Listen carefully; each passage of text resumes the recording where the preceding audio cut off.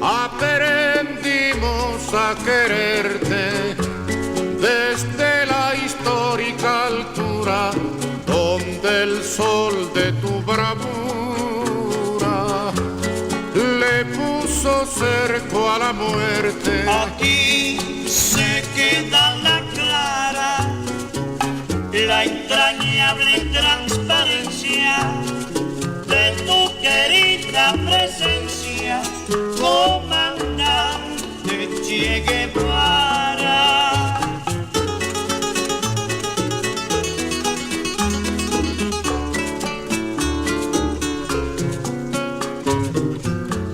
Tu mano gloriosa y fuerte sobre la historia dispara cuando todo Santa Clara se despierta para verte. Aquí se queda la clara, la entrañable transparencia de tu querida. It was good, you know, had a crazy weekend, out riding with my guy on the motorcycle. That bike just keeps on breaking down, you know? Yeah, it's my bike. Oh yeah, right. Thanks for letting me borrow it. By the way, we should probably start planning our trip for spring break if we really want to go through with it. I mean, we can't just traipse around all of Latin America without a plan. Or so you think. As long as Latin America doesn't have to see you dance. And you know what I think you should do? I think you should start something.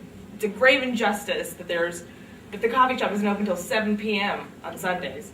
I think you're right. The masses need their organic, shade-grown, fair-trade coffee at all times of the day. How else are we supposed to conquer these papers that the evil teachers assign us? Hey, do you have a pencil? No, man, sorry. Hey, how much do you think pencils cost? Like 25 cents. Alright, let me tell you something. The Congo is hands down the worst place I've ever been on spring break.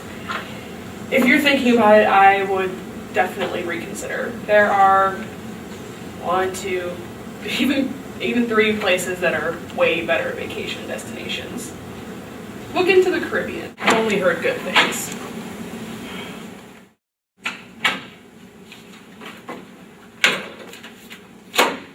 What's wrong with you today, Ramon? Everything. Just turn around, keep working on your notes, which you have a lot. Just let me deal with it. Okay, by which I mean, I'm having a pretty shitty day. I'm tired, I'm hungry, I think I'm getting sick, I can't find my inhaler, and having a nick fit, alright? Plus, I've got this big to-do about Bolivia, and I haven't even started on it. It's this group project, everyone's a dick. And Fidel suggested it, and not even helping at all. I can't get the PowerPoint to work at all, and my flash drive won't format correctly. Things just... Okay, class, let's bring it in and start discussion today. We're talking about guerrilla warfare by Che Guevara, a Latin American revolutionary. Basically, the book goes over how to make a successful guerrilla revolution against an imperialist power. What we're going to do is just go around the circle. Feel free to express your opinions, but we'll just start with you, sir. Well, I personally identified most with Che's belief in not mistreating the poor. Those people are already in a bad enough situation. Why make it worse by torturing them and just worsening their pain? I could see myself in Che's shoes someday, you know, walking through the forest, the jungles, a medical bag. I could start my own humanitarian mission to help the poor and the homeless people of this entire world. He got to go on such an adventure in Cuba. I want to go on an adventure like that someday. I mean, though he was compassionate towards the poor, Che did seem a bit violent in some of his actions. Bullshit. Well, I suppose I can understand the need for such violent ways of dealing with difficult enemies, but I don't know if I would go right down to it. I don't know if I would go about that way. I mean, there's got to be other, more peaceful options. I just I don't know if I would have the passion to do that. I have too much with my life and what I'm doing here, my whole world, it's too much already.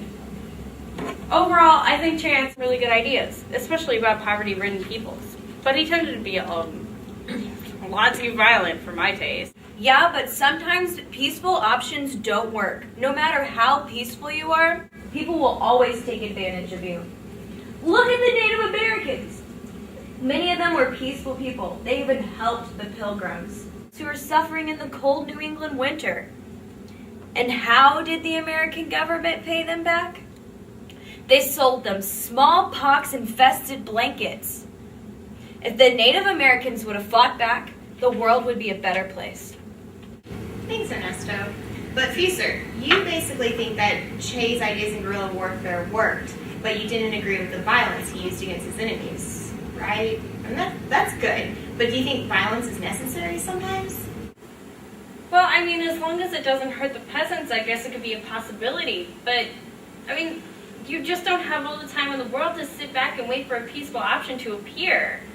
I mean, the best thing about Che was that he educated his guerrilla soldiers, and he gave back to the poor. He gave them food and money.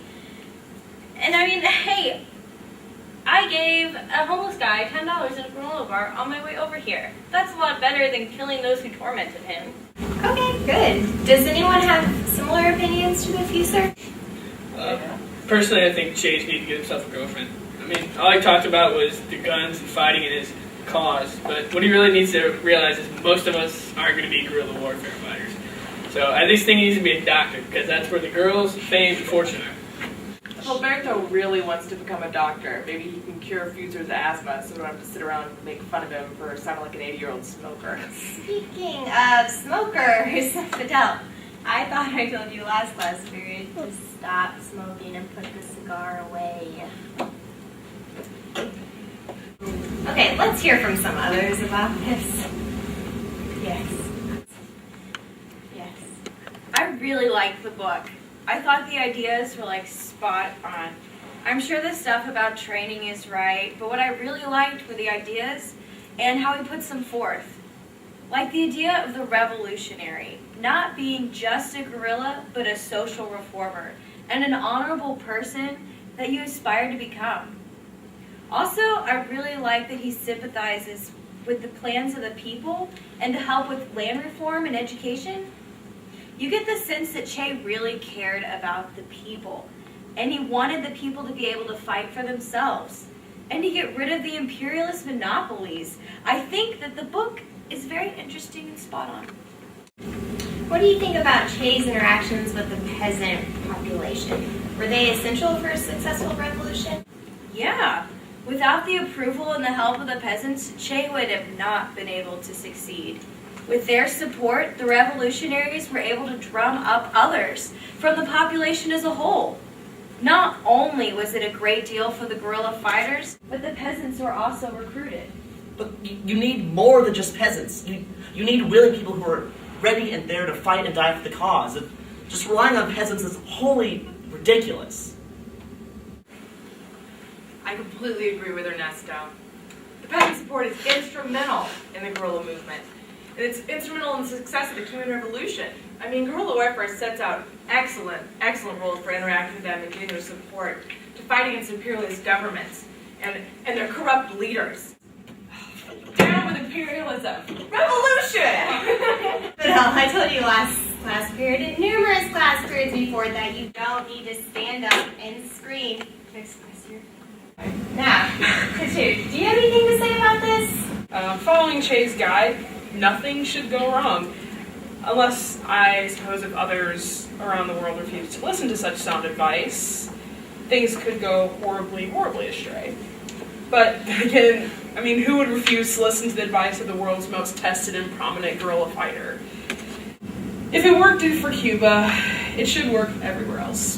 Vietnam, Bolivia, Argentina, Congo. Well, maybe not Congo. If they can't do spring break right, then maybe Che-style guerrilla warfare is a stretch as well. Well, how do you view Che's relationship with Cuban peasants? I mean, it's cool that Che was able to find such willing supporters in the peasant population, but I disagree with Ernesto and think that Che or any other revolutionary doesn't necessarily need peasant support. If they get it, great, but it's not crucial. I really disagree. Che was from Argentina, but he had a lot of Cubans that were on his side. Do you really think that people would have followed Che if he would have brought a bunch of Argentines? No, he had Cubans. People don't just fall against their government or listen to outsiders. They were part of the reason why Che succeeded is because he had so many Cubans. Great. Ramon, you seem pretty upset. What did you think about guerrilla warfare? Did you agree with what Che proposed in his manual? I mean, I thought this book was pretty much trash. I probably could have written it better myself. Probably helped with the fact that I didn't even read most of it. I fundamentally disagree with the fact that like anybody needs these peasants to help them out at all. I mean, to some degree I agree with Tattoo more than any of the rest of you clowns, but I mean, you can bring about a revolution without having any peasant groundswell whatsoever in your ranks. All you need is a group of men from really any country in there, and you can really just start to stir the shit on whatever tyrant oppressor you have coming onto you. Then, people's cities, towns, whatever, will start following you, and then you'll finally have this base that you've been looking for without necessarily building it up from the peasant roots. So what you're saying is that as long as someone is willing to fight, then a revolution will succeed? Yeah. But what happens if that person gets little support from the population? All you really need to have is you just have one bro who's acting as the vanguard, just going around this whole country and just stirring up everything. You don't need to get that whole support behind him. But what if the population doesn't care that their government is overreaching as long as it isn't imposing on their rights? Cubans only rose up because they were well aware of the injustices imposed by the Batistas. It fell upon them. They had well-equipped, trained soldiers who were ready to fight with them. None of that really matters, though. As long as you have that one guy, that one small core element there, it shouldn't matter. Okay, well, I think we all have some great views here. But I think we really need to focus on Che's success in the different areas that he went to. While he was in Cuba, obviously, he helped bring about a revolution and played a significant role in the government afterwards. However, he had trouble in the Congo because the common people didn't understand a lot of the Cuban ways and didn't necessarily trust the people who weren't from the Congo. In Bolivia, Che was defeated and executed because he had a lot of people working against him. All in all, I think we can all agree that history shows us what really happened. But I think we're about out of time here. Hey, aren't you going to ask my opinion? Enlighten us, please, Bill. All right. I mean, it was okay. Overall, I could have written it myself much better. But that's not the point. Check out this sweet shirt I got.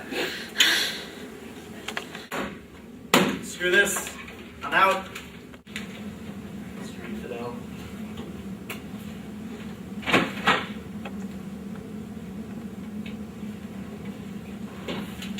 Well, I really liked your shirt.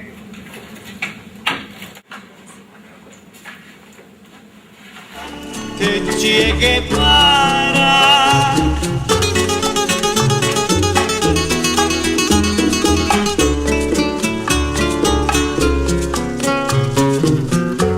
Seguiremos adelante, como junto a ti seguimos, y con Fidel te decimos, hasta siempre, comandante. Aquí se queda la clara, la entrañable transparencia de tu querida presencia, comandante